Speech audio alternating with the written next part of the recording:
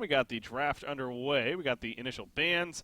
Gladiator, Tundra, Parasite, and Monarch. How about that? Monarch making it to the ban list now. Yeah.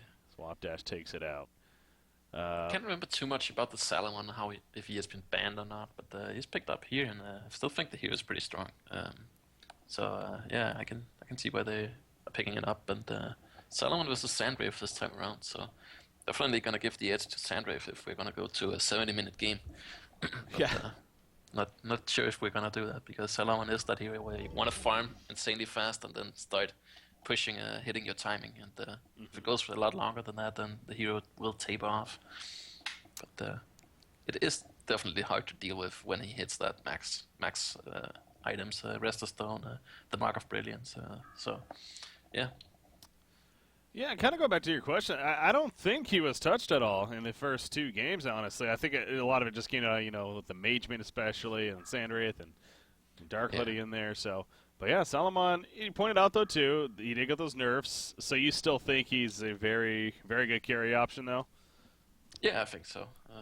It's still strong. I mean, it still farms incredibly fast, and the damage is still there, so I don't see it, just get removed from the game and not being playing it anymore.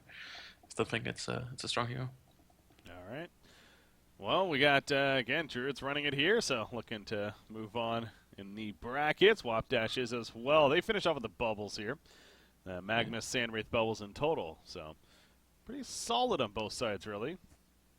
Yeah. The only thing I'm a little bit surprised at is why would they pick it now and not the other games, since we've had Mage Bane and Dark Lady against the Sandwraith the other games, and it's not like they've been doing bad or anything, so definitely interesting. Maybe they've planned some strategies, and Salamon is one of them. Perhaps. Well, we're going to see it by Druids here as the final ban takes place, and now into the fourth pick for starting with Druids. Engineer, Warbeast, Hellbringer, Lord South Forest, Deadlift, and Solstice bans. A good amount of junglers being taken out by WOP Dash, actually. We'll say now that maybe they don't feel comfortable in Ophelia or something, but Ophelia is very strong with the Salamon. It's also one of those heroes that tapers off into the late game, but is really strong early on, and could definitely be a strong combination with the Salamon. Of course, then you would want a Rhapsody too, but you can't have everything. Yeah, a lot of matchups. We'd definitely see that Ophelia banned by now, if not picked, of course. So that is a little interesting. Seeing her still there, but not going to be picked up, at least just yet. No, fifth pick coming up for either side. I mean, potentially both teams could definitely get it, but at this point, it seems that both teams are focusing on the late game. Like last game, Mage Bane and Hag on the same team, Warbeast plus Sandwave, I think it was. So a lot of hairy carry heroes, and seems to Ophelia doesn't fit that kind of style of play. So, but still, I would like to see it here from Legion. It fits so well into the lineup. Well, they right-clicking a Salamon, which I already have here, so can't get two of them. I'm sure a lot of teams would like that. But going to have to stick with the one there. So, yeah, they're going to have 30 more seconds to decide what they ultimately want to do. But it does feel like that Ophelia would shape it up pretty damn well, actually. Yeah, the Rally fourth pick, though, another kind of one of these heroes that has been making more and more of an appearance as of late. Seen here by Druids now. Yeah, they did buff his lane presence a bit. So that's nice to see with the scaling of the E, now adding attack damage as well. Wow, so it's interesting. So yeah, I guess it's gonna be late game once again. But got a Pyromancer final pick. It could look like a 2-on-2 again. Yeah. Or 2-2-1, or however they want to do it. Mag Pyro. Last game it was, or the first game it was Mag Engie. So definitely strong, and it worked out. I mean, they farmed in top, they farmed in the bottom lane, and they farmed in mid lane, so it worked fine for them. And, this is also one of the games where it could work out fine. The only problem is if Wild Soul is getting out of hand in the jungle, then he can start rotating over. But since they have the stronger level 1 lineup, they can just move down there as 5 at the beginning and ward some camps, do what they want to. Yeah, we'll see how it turns out.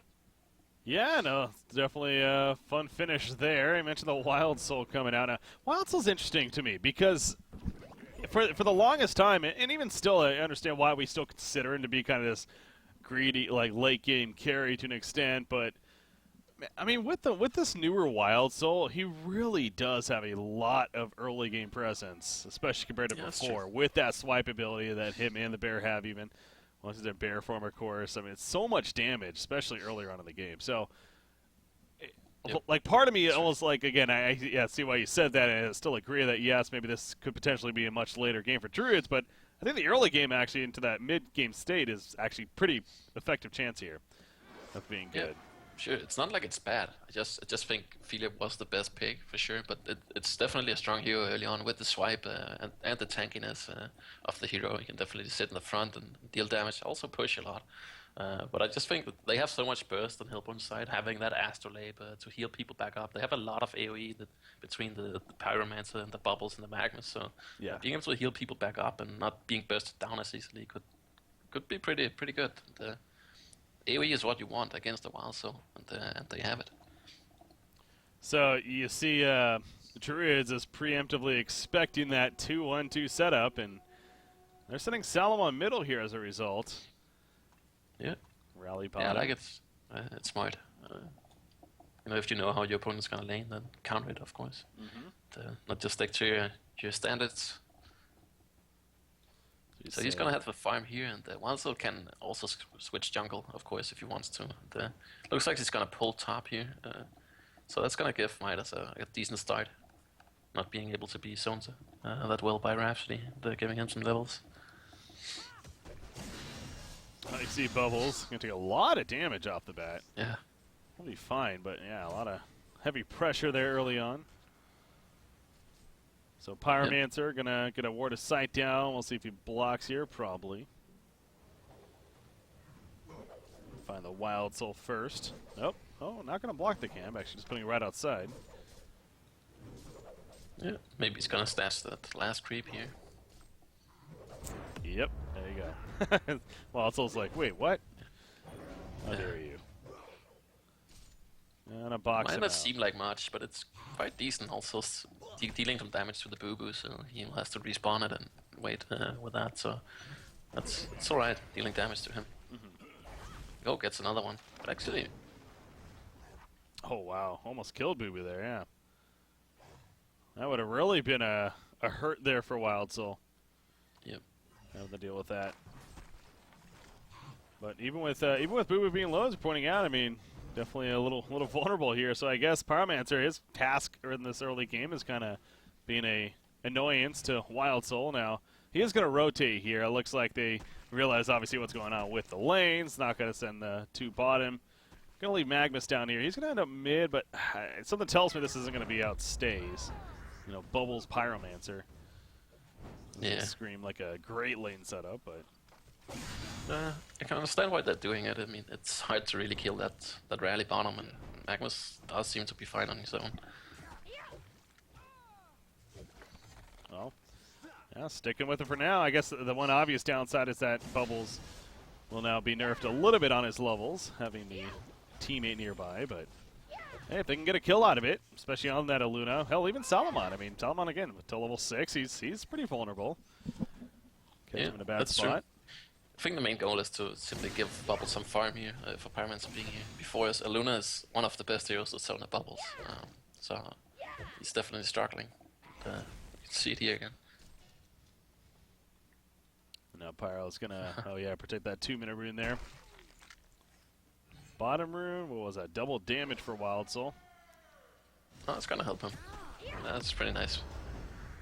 Oh, Luna, she's in trouble. Nice job dodging the Shell Surf, though. That was close, but good heads up by STST, who, again, and those people in chat, too, making a point of it. I mean, he had a fantastic Aluna game last game. He did. A lot of big stunts there. A lot of game-winning stunts, for sure, in that game. Was nice to watch. Yeah. I mean, he had a good start early on with the 2 deaths onto the Lodestone, and could snowball a bit from there with the items. Also got a quick tablet, so he's able to put in some work and do some work. You're not always in a position like that where you can get some kills from the offlane. And he didn't disappoint. He performed, so that's nice to see. How's this bottom lane going down here? We got Magnus 16-4, Rally 14-1 currently. Got Rhapsody and Midas going out of here at the top lane. You see, kind of constant back and forth there. But yeah, pretty even here at the bottom lane. Magnus getting a little bit of a lead here, but nothing too extraordinary by any means. Definitely Rally holding his own in this matchup here, so probably as expected, I would assume. I mean, Rally, especially with that revert that he got to his passive, I mean, he could definitely last it very effectively. Yep. Deny right there. Sure. Yeah. Yeah, Magnus has to be careful if you know, Rally makes that play where he kills the creep and stuns the Magnus at the same time, and then levels up his ulti, and then boom goes the dynamite. So maybe he's going for a timing like that. Could happen here. Maybe while Solo's rotating over here to zone him a bit. Oh, there we go. There's some damage being put out. He stuns through. Trying to run here. Rally compelling 6 more seconds, but no, he's going to pop a health potion. Oh, he's taking off, though. 1 second on his stun. He's going to have to time it. He does, and he gets away. Meanwhile, top lane. Bloodlust kill in favor of WOP Dash. They get the kill on a Midas up here. Yep. That's good for them. I thought they had the kill down bottom, but what's actually the... It's 11 seconds on the Magnus stun, and okay, it's 14 on Rally Compel, so yeah, unfortunate there. Also really close, because Magnus Rally just got his stun up at the same time as well. Yep. Yeah, the timing was perfect right there, and so Magnus ports back in now after falling back. It's the bottle here. Yeah, very, very close call, but good job surviving. As again, Sandwraith though getting that kill at the top lane. He's level 6 now. He did not use Mirage for that kill, so he has that ready to go. Elsewhere, perhaps at this bottom lane, maybe setting up with the Magnus eruption, perhaps. I guess that probably wouldn't work out too well. You got the compel from Rally, but it's tough for sure.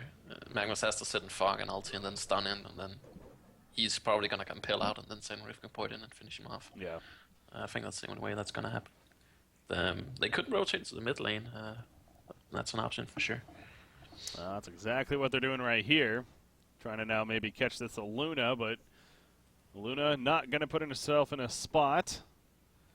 Where is, not Midas, but Salomar? Where did okay, he is back bottom now. Okay, into the bottom lane now. So yeah, they are kind of making some adjustments here in general. Yeah. Yeah, it's smart play that worked out for them. They dodged the dangerous Magpyro lane. That Magma stun just out of range of the Luna. She used that Deja Vu to get her distance there. Yeah, saved her there. I'm not sure if she save her point, or because sometimes you don't even skill the Deja Vu this early. I don't know, actually. I didn't catch that.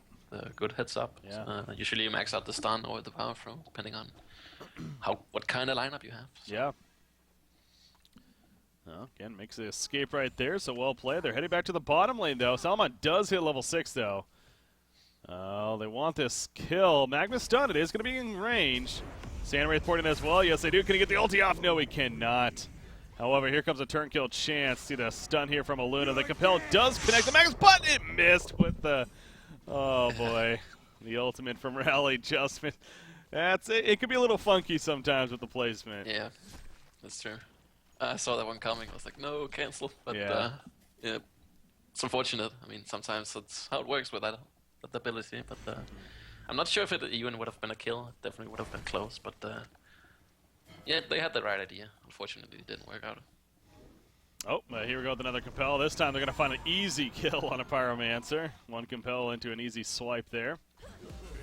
Sets up that kill. Midas top lane. He's getting low once again. Sandwraith trying to chase. Might not even need it. The bottle use for Midas doesn't matter. Imapingu actually does get credit for the kill right there. And he now has 3 kills, 2-0-1 record. Over 400 gold per minute here. Yeah, well played. Seems these Sandwraith dual lanes are winning all the time. Doesn't matter what team. That's a good start. 400 GPM, tops of the game. That's not what you want to see if you're Druids here. Yeah, I was about to say the same. I mean, Sandwraiths in general today is in most of these games, and it really feels like that they've actually just done very well in all these games here and getting off to the big start. And so Pingu continuing that tradition. Already another 1,200 gold saved up, so Marley Mock is well on its way. Look at this movement here early on towards the middle. Yeah. So that's a gang squad. Yeah. Sure. Wonder if they have a void for behind the tower here. What the plan is. Now, you can tell Druids is playing this very defensive. There's nothing that really would have spotted them, I don't think, unless they just maybe got spotted by the creep wave. No, but no one's showing bottom, and they don't really have vision, so they know something's up, and usually it's in the mid lane that people collapse. True. Unless there's a lot of smoke people in the bottom lane. But, oh no, Midas, it's a trap! Yeah, finally somebody walks into the trap. He cannot get the elemental warp off in time. And he gets picked up, but actually some turn and kill chance, but the compel misses. Pyromancer, however, he's still in a bad spot. Magnus does through, though. Gets a nice Phoenix Wave out. Bubbles even here with Sandwraith. They get the kill onto on a rally right there. You got Wild Soul.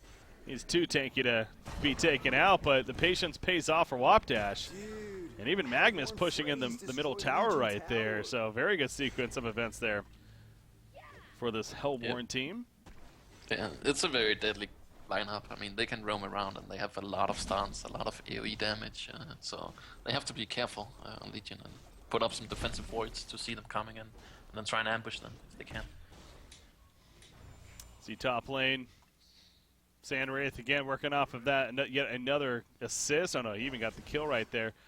One of them at least in that fight. So another 2,300 gold saved up. So again, the Mock Rebellion, sort of the high specifically, really get in there. Pyromancer popping a Vilderot here. Maybe others are also going to use one. Oh, Invis actually on Rhapsody straight up as well. So yeah, they're going to hunt first. Oh, yeah. And uh-oh, Wild Soul, he's in trouble. Gonna be found here. And probably gonna be a kill. Is he gonna channel the eruption? No, he's gonna walk around actually. Look at that. What? Opens with a Disco Inferno. That was a little bit of miscommunication. It still works out. That was a little funky though. I think Magnus wanted to stun over the hill there, but he was not in range. Yeah. So, but works out anyways. Also manned up and didn't run. Luna. This combo though, I mean, it's a classic of course, Mag Pyro. But yep. It works still. So strong. I mean, also before on Midas, I didn't point it out, but they coordinated that perfectly. Midas almost got out twice there. Yeah. So that was to perfection. All Salamon. Yeah, he does get his ulti form off. Now, making use of it's another question. Unfortunately, not going to be able to. So that's still a minor victory there for WOP Dash, definitely. I mean, that's a long cooldown that they get used, and basically makes a point that'll kind of refresh, group back up. Now he's a lot more vulnerable to kill if they want to try here. Sure. He's not really taking off. They're doing a good job of making a lot of action happen and pressuring the Legion side. Now they are grouping up here. Magnus is in a good spot. Oh no. You were saying? Okay. If he's getting spotted like that, then he's not in a good spot. They could have channeled eruption and made a play and people could have TP'd him, but not meant to be. Yeah, I mean, that could have set up beautifully for sure, but exactly, not meant to be. He was seen, and he gets killed quickly, so they easily push the tower as a result of that, and so not too bad really for Druids. Kind of looking at the big picture here. Wanted to bring up, I mean, Sandwraith of course, but Salamon, do you still think actually Salamon's in trouble here? Bubbles comes in with a flank, does have a double damage root even. That's not even really necessary. They get the kill. Now Sandwraith, however, he got a little too committed here. That tower is doing plenty of damage to him. He's barely alive. Now he's dead. The power throw secure in that. So it does cost him his life, actually, in the end. Yeah. It took a bit too long to get the kill, and they get punished for it. But, I mean, a carry for a carry, it's not too bad. You're slowing down the mark timing. Of course, you're also slowing down your own, so it's kind of, even trade, I guess.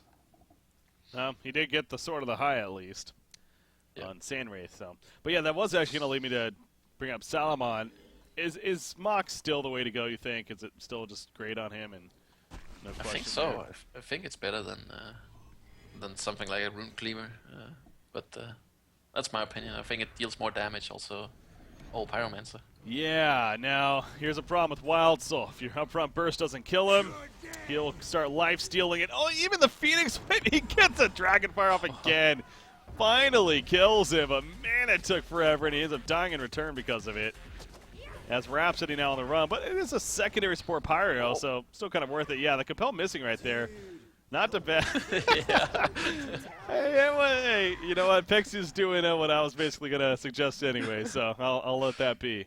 No, he's a couple of these Capels and a little whiffs, unfortunately, but they do secure it. Yeah. Still though, that wild soul, man. Gotta kill him up front. What's happening in middle? Yeah. Oh, okay. He missed another one. Oh, jeez. Well, I didn't catch it on camera, so okay. doesn't really matter. Nice red stun there, but Magnus actually stunning through Bubbles. Can he do enough follow-up? There's a Song of the Sea. The Kelp Fiddle lock in place, and Samurai just walks right up and pokes him with the dagger to secure that Pyromancer. He's really going deep here. Trying to maybe hit a stun on a Luna, but no. She's too far away, is my guess. Salomon now in return. Protectability was just out of range, and it got stopped anyways. And she will go down. Now Magnus, yeah, this dive, man, is real. Now they did kill, who was it? That was a Luna over there, but man, they lose 2 heroes in the process. They chose a little too much, or chose to dive a little too much, but what else is new with the series here? What else is new? Yeah, exactly. Been a lot of that. Yep, a lot of action back and forth. So, yeah, so the mock is finished on Sandrift. That's a good thing for Hellborn. So he's up to 500 GPM as well. But yeah, before with the Wild Soul and Pyromancer, it's almost like he still gets more life if you auto-attack him than while he's auto-attacking you compared to... it might be better to just kite him than wait for your Q again. But still, I can understand why he went for that. I mean, level 12 Wild Soul. I guess he was 11 before, and you had that support Pyromancer. It's a nice attempt. A good try. Yeah, nice little benefit there, but again, still got it, but still, it was funny how it took so freaking long. But speaking of Wild Soul, by the way, he does clean up the Ancients right there. He goes for the early Abyssal Skull. He did actually get the Ghost Marchers in full on his boo-boo here, and actually, he is going to be found. Sandwraith, yes, he does pour it in, and down goes Wild Soul. The Seismic Slam does take up Bubbles in return, but Salomon falls to Sandwraith. The Mocker Brilliance, as you expect, is doing a lot of damage here. Oh, not going to chase, though. Rally Capel was coming up just in a second there. Figured it wasn't worth it. But, yeah, Pyromancer, the Blazing Strike, I think is also what really bursted down Salomon there especially. As soon as he came in, so... Yeah, eventually this Wild Soul has to buy a Shrunken Head because of all this magic damage. But, yeah, they really have a good grip of him so far. He doesn't have the time to really snowball to the 500 GPM that Wild Souls tend to do. They're applying a lot of pressure, and it's working out. It's nice to see. Nice haste room bottled up for Sandwraith here. Gonna continue back farming in the Legion jungle, actually. You got Pyromancer again. I mentioned that Blazing Strike last fight. He's level 9, so obviously getting those ulti marks are really important for him to level that up. Close to, he's 9.5 really. Bottom lane, are they going? No, a little too far. Good job by Salomon. If he took another couple seconds to react right there, he's probably dead, so... Does back off before they actually get the jump on him. That Mocker Brilliance is so close to being finished on Salomon. Kind of feels like, again, the nerfs to Salomon, we've seen it a couple times since the nerfs that was on last week and a little bit. It still feels like you can still farm really, really high, really well with this hero. But I guess, I don't know, have you noticed maybe a little bit of a drop-off with the nerfs, or? I haven't played it much myself, but I talked to him, and he said the hero's still okay. So I'm gonna trust his opinion on that. Yeah. Yeah. But I guess, of course, it nerfs it a bit, but I still think the concept and idea of the hero, that it farms incredibly fast and you get the items really quickly as well, it's still there. So yeah, I guess it nerfs a bit, but I'm not sure if what I'm saying is I'm not sure if it's enough or if it's too much, or I'm kind of in between there. It's still good, at least. That's my official statement. All right. Yeah, no, he still absolutely has that potential to farm insanely well. And we're kind of seeing that kind of here. 420 gold per minute, it's not like, it's definitely not the before, but granted, it's hard to tell if that's because of the nerfs or if that's because of that's also the position. Yeah, I mean, the Hellborn is sitting in the Legion jungle. There's really no space here. I mean, also taking the Ancients, he's trying to push out top, which is not where you want to be. He wants to farm his own jungle and then push out bottom, but he's just in the position to do so, and as a result, the farm is lacking. Yeah. And it's just what they have to deal with against this aggressive lineup. and the level 15 Sandrift. Yeah, I'm just watching this like Bubbles here. I mean, they're moving with his Rhapsody team, and they're just really taking over the Legion jungle, preventing them from getting some good farm. Bubbles is going to counter ward at the last second before he gets kind of pushed out himself. But again, he goes back to just that map control here. So much in their favor on WOP Dash's side. Salomon pushing top. Yeah. Okay. This is interesting. He's going to pop his ultimate. He goes in. He figures he has to fight this. He's going to be taken out, though, and yeah, he's dead. I mean, they get the tower kill, but definitely don't think sacrificing yourself is the best way. I was saying I was kind of baiting, and I think it's a little bit of frustration, and also the thing of there's no space for him to farm as he wants to. At least he gets the tower, so it opens up the map top for them to potentially farm left side of the Hellborn jungle. But yeah, not worth it for sure. Guess they get the mid tower too, so yeah, actually not too bad. Yeah, that's all right. Yeah, whether or not that was ultimately in the game plan there is up to debate, I guess. But it worked out kind of like that, as you're saying. It's obviously they knew that all those TPs used top. They weren't going to be able to react, so let's just get the free tower kill middle. So yeah, they kind of made the best of that bad situation ultimately in the long run there. Portakey also picked up by Rally. Gets that here now too. Oh, nice. Yeah. Sure. It's good to have there. Shrunken finished on Sandwraith. Bubbles still needs 150 for his bulky, so I think at that point, then Magnus and Bubbles are gonna start doing stuff. Also, I want to comment on when you have a second support, a hero like Pyro is probably the best one because the hero can also farm on its own. So even if you don't have a jungler, the potential to farm with the Pyromancer is still there if you have the room for it, of course. And this is one of those games where Pyromancer can really farm a lot and kind of doing his own thing and start building into a core, kind of. So that's it's a good game to play Pyromancer. Look at Pyromancer, speaking of him, he's searching for a kill. Again, that level 11, a lot of damage from that Blazing Strike. Maybe going to head towards top because, oh, never mind. That was somebody up there. I think, actually, that was Salomon. Yeah, he was up there. Ends up porting back, though, before anything can happen on him. As they got Magnus, another 1,500 gold saved up. Pyromancer, again, still up here. Now Magnus shortly behind. Somebody goes over here into the observatory. Okay, they're going to find it with the Sandwraith. And there's the jump. Easy kill. No Blazing Strike needed, actually, in that case. They had plenty of damage without that big burst. Oh, still got that. Oh, never mind. It was on cooldown. That's why, too, perhaps. But it is going to be coming off cooldown here. And now here goes the top tower push. And that's going to be an easy tower kill for them. So the first secondary tower now pushed in. Yeah. For WOP Dash. Salomon is going the Shrunken follow-up here and kind of goes back to this lineup of the Legion, or the Hellborn side. Feels like he needs it. Yeah, he needs it to move around and not just be permanently stunned between Rhapsody Pyro, Magnus, Killed Field, all that stuff. Yeah.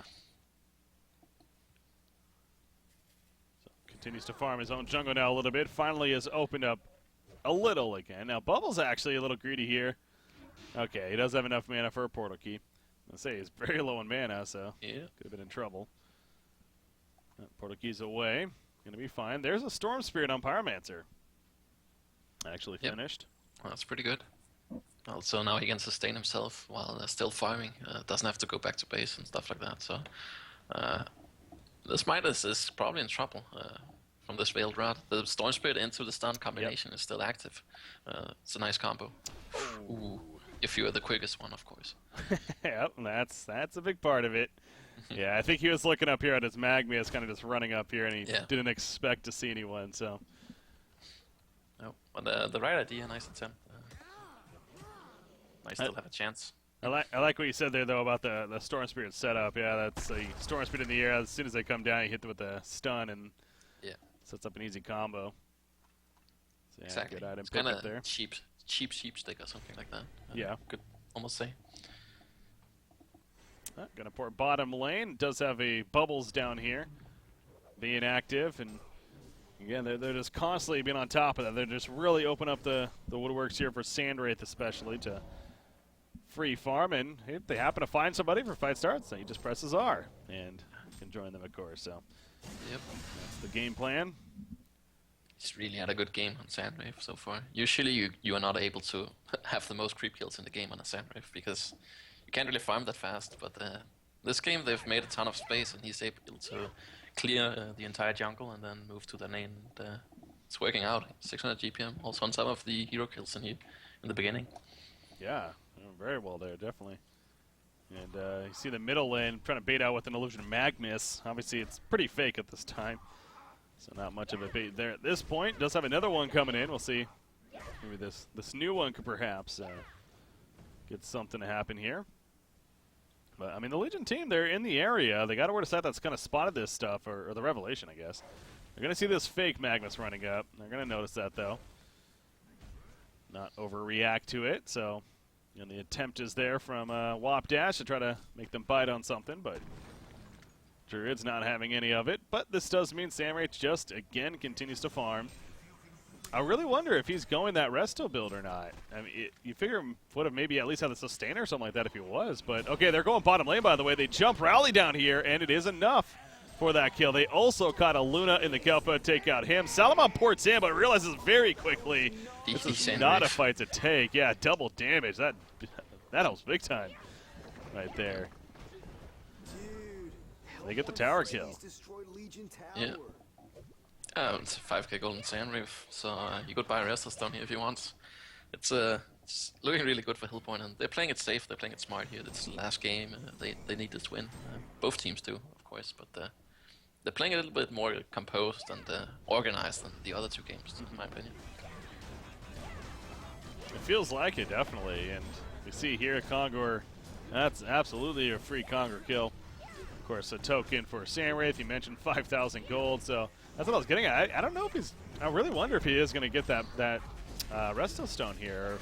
I mean, I guess what do you get if you really don't get the Resto Stone? Like a full Geometer's being sure, but then he maybe would have got the Firebrand. You figure by now. So I don't know. I think he would have. So okay, Frostful Skull. Or that. I didn't expect that. I would have liked to see the Resto just because of how powerful it is, but. It's still, when you use it, you slow 5 heroes with it, and gives you illusion that spawn on them more time to actually hit as well. It's not a bad item, also adds the stats and the survivability, but I think there are other items that are better, as the Restless Stone and the Geometer Spain, but it's not bad.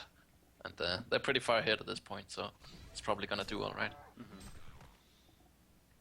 Yeah, and he has the Mock of Brilliance, and obviously the aura effect is nice, but, I mean, Mock does provide. It's a lot of upfront, just straight damage, of course, the plus 65 damage there. So, I think that helps allow him to go this style of an item that not necessarily is a big damage enhancement tool. But like I say, you got the opposite carries, or the carries on the other side, both of them being that melee presence carries. So, Solomon, by the way, there's that combo Pyromancer we were talking about, Blazing Strike, and he just couldn't do a thing. He didn't have his ulti for him at that point, so they find an easy kill. And Rally goes down as well. Meanwhile, bottom lane, there was also a pick on a Midas down here. This is getting really out of hand. When you can do this with Sandwave, but when you have that fact that every time you press R, someone's gonna die, then it's really hard to lose those games. So good execution and nice ganks all around. And they've really just been sitting on the map and have the game control here for the last 10-15 minutes. Pyromancer's going to follow up on a Wild Soul, and Wild Soul just got caught out of ultimate form. In a bad spot there, he goes down too. So Wild Soul no buyback. Salomon does use his buyback right there. He does have that ultimate form of the Wish for Revenge right here. We are going to see a jump from Midas. Salomon, takes the Storm Spirit, so sets up that stun. He does get his ulti form off, but the tower, it's going to survive. Wow, they fell back just before. Oh, he almost denied it, actually. I think Midas attacked it. But, might as well keep it up.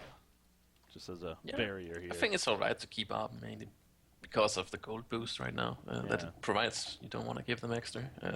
It's not like they're gonna come and sneak it, I think, so.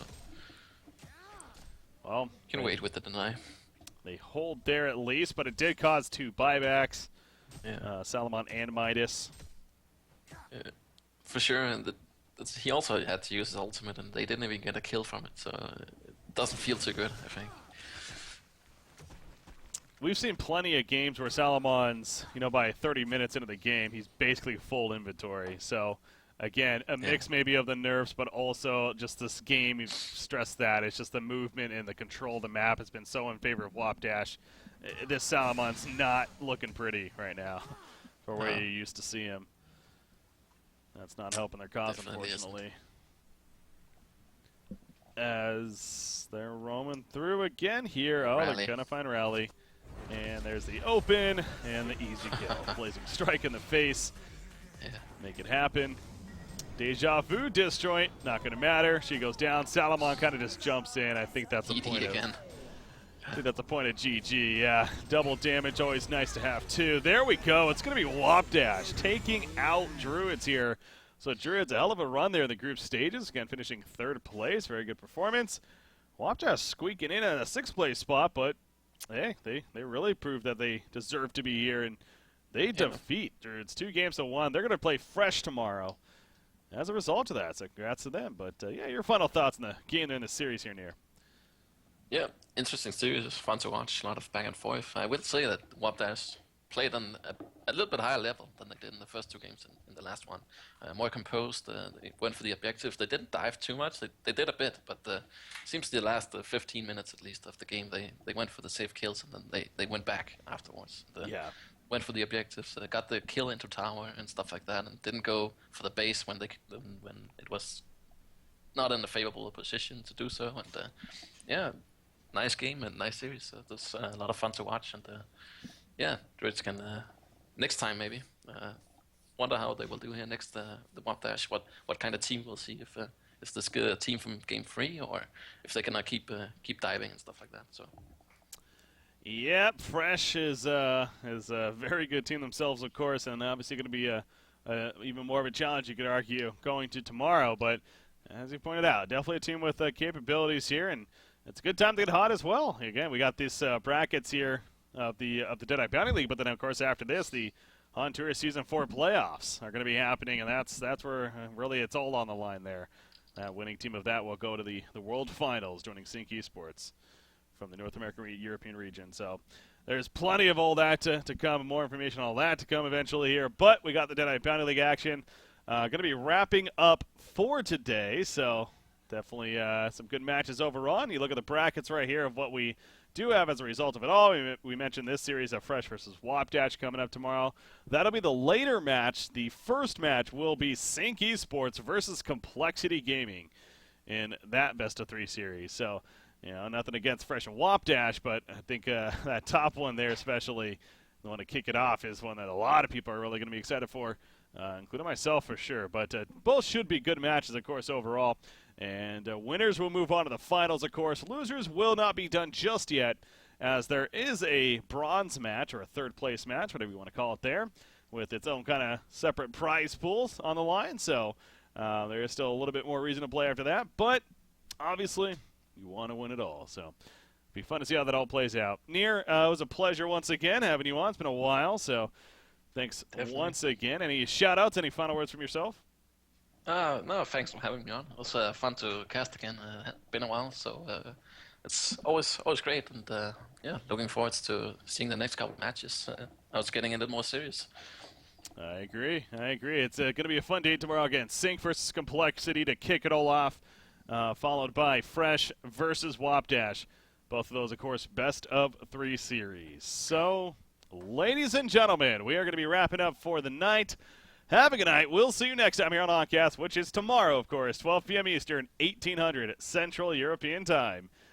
Don't want to miss Deadeye Bounty League Season 2 bracket action coming at you. Until then, have a good night, guys.